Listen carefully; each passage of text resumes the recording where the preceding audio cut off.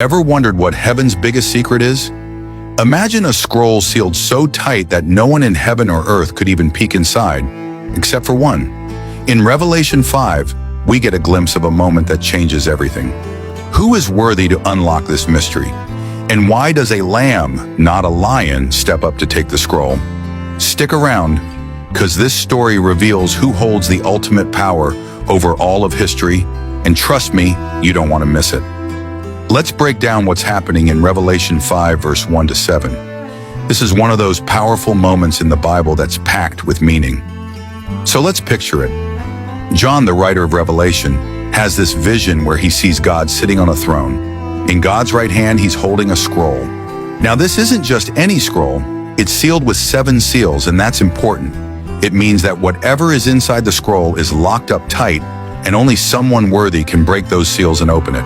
So the scroll represents God's plan, his judgment, his redemption, basically the big picture of how everything's going to go down in the end. But here's the problem. No one, and I mean no one, is found worthy to open the scroll.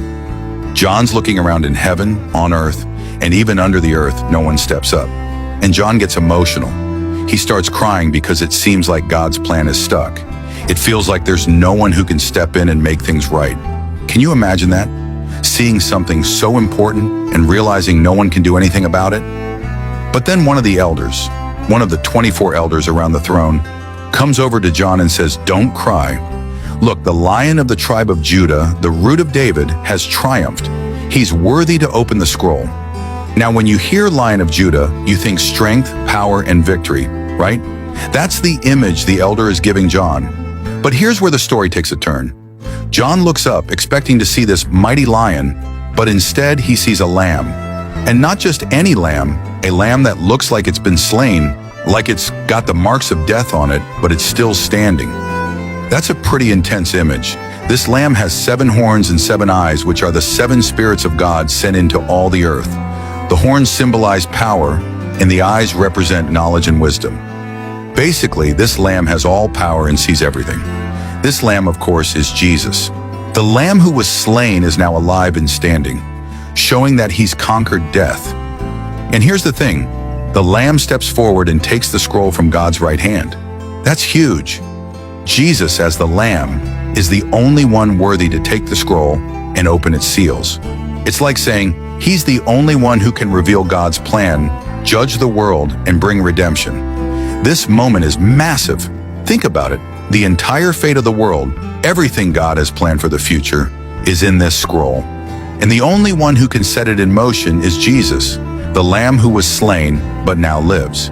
It's a picture of his victory over sin and death and his authority to rule over all of creation.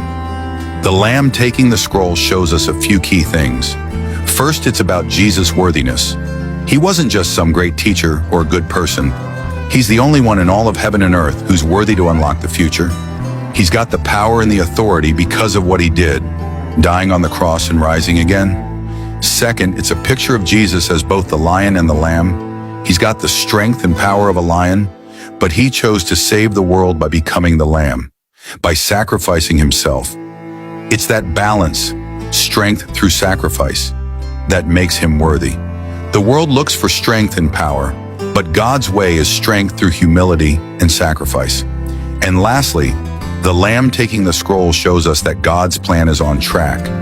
Even when it feels like no one's in control, like everything's falling apart, Jesus is the one who steps in. He's the one who's got the future in his hands. It's all part of God's plan, and Jesus is the key to making it all happen.